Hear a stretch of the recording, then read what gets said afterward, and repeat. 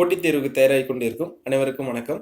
இந்த வீடியோவில் என்ன பார்க்க போகிறோம் பார்த்தீங்கன்னாக்கா, உங்களுக்கு தெரியுமா, அதாவது 7வதுல புவியியலில் இருக்கக்கூடிய உங்களுக்கு தெரியுமன்ற பகுதியை தான் பார்க்க போகிறோம்.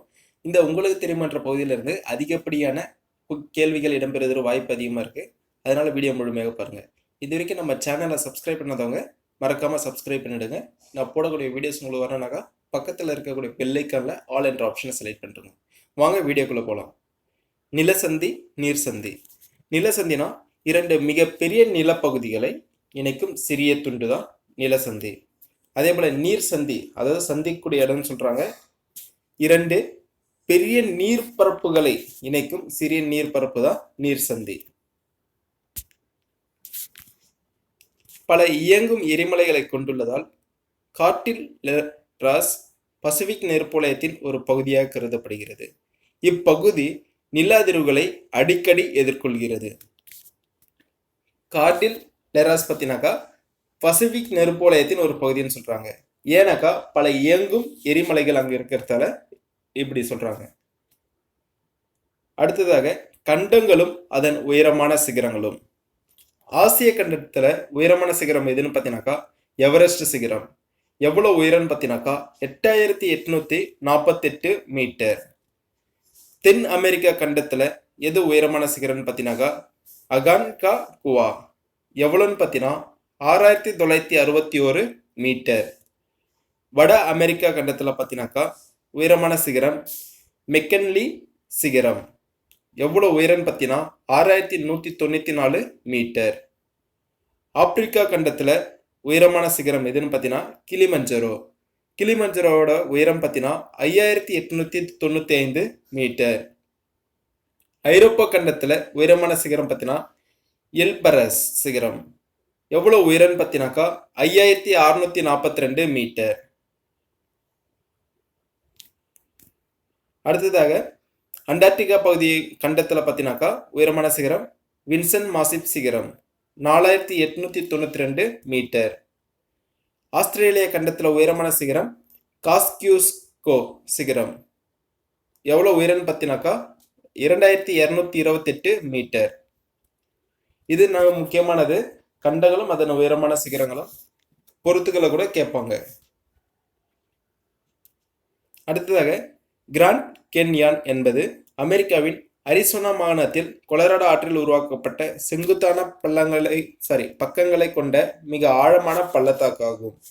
கிராண்ட் கேயான் என்பது அமெரிக்கால இருக்கு. எங்கன்னா அரிசோனா மாகாணத்துல இருக்கு. இது எந்த ஆற்றில் உருவாக்கப்பட்டது பார்த்தீங்கன்னாக்கா கொலராடோ ஆற்றுல உருவாக்கப்பட்டது. என்னதுன்னு பார்த்தீங்கன்னா மிக ஆழமான பள்ளத்தாக்கு. பெரிய சேற்று ஆறு என்ற புனைப்பெயருடன் மிசிசிப்பி ஆறு அழைக்கப்படுகிறது.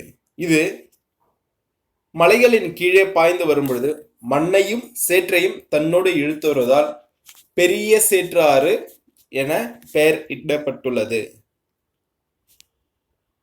மேற்கத்திய காற்றுகள் அல்லது எதிர் வர்த்தக காற்றுகள் 30 டிகிரி முதல் 60 டிகிரி வரையிலான மத்திய அச்சக்கோட்டு பகுதியில் மேற்கிலிருந்து கிழக்காக வீசும் நிலையான காற்றுகள் ஆகும். கிராண்ட் பேங்க் உலகின் முக்கிய பெரிய மற்றும் வளமான இயற்கை வளங்களை கொண்டது. கிராண்ட் பேங்க் இங்கு மீன் மற்றும் பெட்ரோலிய படிவுகள் காணப்படுகிறது. கிராண்ட் பேங்க்ல என்னென்ன இருக்கு பார்த்தீங்கன்னாக்கா மீன் மற்றும் பெட்ரோலிய படிவுகள் உள்ளது. எஸ்கிமோக்கள் கடும் குளிர் மற்றும் வாழ்வதற்கு கடினமான பகுதிகளில் எங்கு மீன்கள் அதிகம் கிடைக்கிறதோ அங்கு வாழ்கிறார்கள். விலங்குகளின் மென்மையான முடிகளால் ஆன உடைகளை உடுத்தி இக்லூக்களில் வாழ்கிறார்கள். எஸ்கிமோக்கள் வாழும் இடம் பார்த்தீங்கன்னாக்கா இக்லூக்கள். இந்த இக்லூ எப்படி செஞ்சிருப்பான்னு பார்த்தீங்கன்னா பனிக்கட்டியால கட்டியிருப்பாங்க. சுற்றுச்சூழலை பெரிதும் மாற்றி அமைக்க இயலாத இவர்களில் எளிய வாழ்க்கையை வாழ்கிறார்கள். பனிக்கட்டிகளை கொண்டு இவர்கள் கட்டும் வீடு பார்த்தீங்கன்னாக்கா இக்லூ என்று அழைக்கப்படுகிறது. பனாமா கால்வாய் 1914 பனாமா நிலசந்தியின் குறுக்கே 80 கிலோமீட்டர் நீளத்திற்கு அட்லாண்டிக் பெருங்கடலையும் பசிபிக் பெருங்கடலையும் இணைக்கும் விதமாக பனாமா கால்வாய் வெட்டப்பட்டது. நிலசந்தினா ஆல்ரெடி நம்ம பார்த்திருப்போம். இரண்டு மிகப்பெரிய நிலப்பகுதிகளை இணைக்கும் மிக சிறிய நிலப்பகுதி தான் பார்த்தீங்கன்னா நிலசந்தின்னு சொல்லியிருப்போம். சரியா? அப்போனா இதோட தொலைவு எவ்வளோன்னு பார்த்தீங்கன்னாக்கா 80 கிலோமீட்டர். இது எங்க இருக்கு பார்த்தீங்கன்னா அட்லாண்டிக் பெருங்கடலை பசிபிக் பெருங்கடலை இணைக்கும் விதமாக கட்டப்பட்டதா பனாமா கால்வாய்.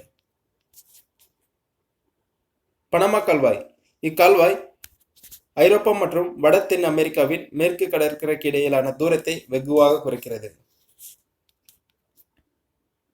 மத்திய அமெரிக்காவுடன் இணைந்து தென் அமெரிக்கா, லத்தீன் அமெரிக்கா என அழைக்கப்படுகிறது.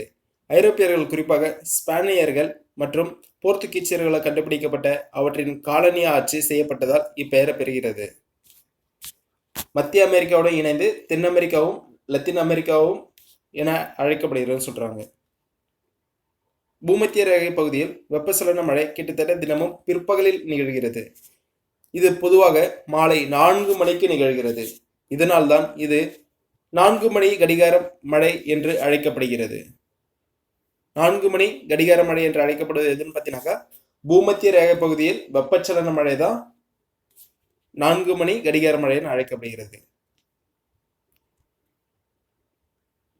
அமேசான் தென் அமெரிக்காவின் மிகப்பெரிய நதி ஆகும்.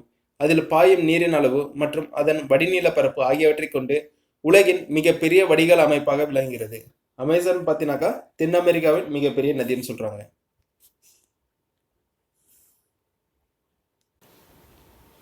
அடுத்ததாக எஸ்டான்சியாஸ். கால்நடைகள் வளரும் பெரும் புல்வெளி பரப்புகள் எக்ஸ்டென்ஷன் என அழைக்கப்படுகின்றன. கால்நடைகள் வளரும் பெரும் புல்வெளி பரப்புகள் எக்ஸ்டென்ஷன். இவை சிறிய புல்வெளி தளங்களாக பிரிக்கப்படுகின்றன. இவை மேலும் பராமரிப்பு தளங்களாக பிரிக்கப்பட்டு இங்கு கால்நடைகள் தரம் பிரித்து முத்திரையிடப்படுகின்றன. எஸ்டான்சியாரே எனப்படும் எஸ்டான்சியா பராமரிப்பாளர்களின் கீழே கவுசோ எனப்படும் வேலையாட்கள் வேலை செய்கின்றனர்.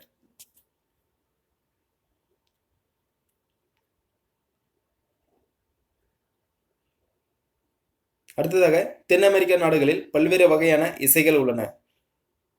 பிரேசிலிருந்து சம்பா, அர்ஜென்டினாவை சேர்ந்த டேங்கோ மற்றும் உருகுவே மற்றும் கொலம்பியாவை சேர்ந்த கும்பியே ஆகியவை மிக பிரபலமான இசை வகைகளில் அடங்கும். தென் அமெரிக்க நாடுகளை பார்த்தீங்கன்னா பல்வேறு வகையான இசைகள் இருக்குன்னு சொல்றாங்க.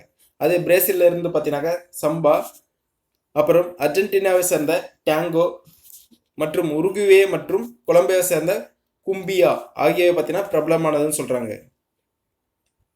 அடுத்ததாக ஆரம்ப காலங்களில் காகித தோல், விலங்குகளின் தோல், பாபிரஸ், துணிகள், ஈரநிலம் மற்றும் களிமண் பலகைகள் நிலவரைபடம் தயாரிக்க பயன்படுத்தப்பட்டன.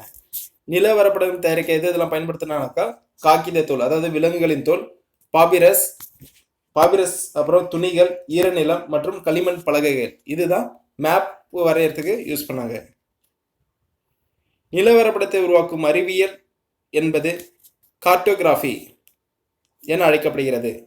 கார்டே என்பது நிலவரைபடம், கிராஃபிக் என்பது வரைதல். நிலவரைபடத்தை வரைபவர் கார்டோகிராஃபர் என அழைக்கப்படுகிறார். கார்டோகிராஃபி எதுன்னு பார்த்தீங்கன்னா நிலவரைபடத்தை உருவாக்கும் அறிவியல் தான் கார்டோகிராஃபி. இதுல கார்டே என்பது பார்த்தீங்கன்னாக்கா நிலவரைபடம் சொல்றாங்க. கிராஃபி என்பது பார்த்தீங்கன்னாக்கா வரைதல். மின்னணு வரைபடங்கள் டிஜிட்டல் மேப்ஸ் என்பது உலகம் முழுவதும் அமைந்துள்ள புவியியல் பகுதிகள் மற்றும் தளங்களை குறித்து அதிகப்படியான தகவல்களை வழங்கும் வலைதள சேவை பகுதியாகும். அடுத்ததாக இயற்கை பேரிடர்களின் வகைகள். இயற்கை பேரிடர், அப்புறம் செயற்கை பேரிடர். இயற்கை பேரிடர் பார்த்தீங்கன்னாக்கா இயற்கையால் உருவாகக்கூடியது. செயற்கை பேரிடர் மனிதனால் உருவாகக்கூடியது. இயற்கை பேரிடர் பார்த்தீங்கன்னாக்கா புவி உட்பகுதிகள், புவியின் மேற்பகுதியில் வரக்கூடியது, வானிலை மற்றும் நீர்வளத்தால் வரக்கூடியது, சுகாதாரத்தால் வரக்கூடியது. ஆனால் மனிதனால் உருவாக்கக்கூடிய செயற்கை பேரிடர்கள் பார்த்தீங்கன்னா சமூக தொழில்நுட்பம், போர். இப்போ இயற்கை பேரிடர் புவி உட்பகுதியில் எப்படி இருக்குன்னு பார்த்தீங்கன்னாக்கா நிலநடுக்கமாக வரலாம், சுனாமி வரலாம், எரிமலை வெடிப்புகளாக இருக்கலாம். புவியோட மேற்பரப்பில் வரக்கூடிய இயற்கை பேரிடர் பார்த்தீங்கன்னாக்கா நிலச்சரிவு, பனிச்சரிவு. அப்புறம் வானிலை ஆய்வு மற்றும் நீர்வளத்தால் இருக்கக்கூடிய இயற்கை பேரிடர் என்னன்னு பார்த்தீங்கன்னாக்கா புயல் காற்று, சூறாவளி, பனிமழை மற்றும் வெள்ளம். அப்புறம் சுகாதாரத்தால் ஏற்படக்கூடிய இயற்கை பேரிடர், தொற்று நோய்கள். அடுத்ததாக மனிதனால், அதாவது செயற்கை பேரிடர் பார்த்தீங்கன்னாக்கா சமூக தொழில்நுட்பம் பார்த்தீங்கன்னாக்கா தொழில்நுட்ப போக்குவரத்து பேரழிவுகள், கட்டமைப்பு சரிவு மற்றும் உற்பத்தி வீழ்ச்சிகள். போர் பார்த்தீங்கன்னாக்கா தேசிய மற்றும் சர்வதேச அளவில் ஏற்படக்கூடிய போர் பத்தினாக்கா மனிதனால் உருவாக்கக்கூடிய செயற்கை பேரிடர் ஆகும். சுனாமி என்ற சொல் ஜப்பானிய சொல்லில் இருந்து பெறப்பட்டது. சு என்பது துறைமுகம் என்றும் நாமி என்பது அலைகள் எனவும் பொருள்படும். சுனாமினாக்கா ஜப்பானிய சொல்லிருந்து வந்தது. சு என்பது பார்த்தீங்கன்னாக்கா துறைமுகம் என்று அழைக்கப்படுகிறது. நாமின்றது அலைகள். தேங்க்யூ ஃபார் வாட்சிங். வீடியோ பிடிச்சிருந்தா லைக் பண்ணுங்க, ஃப்ரெண்ட்ஸுக்கு ஷேர் பண்ணுங்க. இது வரைக்கும் நம்ம சேனலை சப்ஸ்கிரைப் பண்ணாதவங்க கீழே இருக்கக்கூடிய ரெட் கலர் சப்ஸ்கிரைப் பட்டன் அழுத்தி மறக்காம சப்ஸ்கிரைப் பண்ணிடுங்க. நன்றி.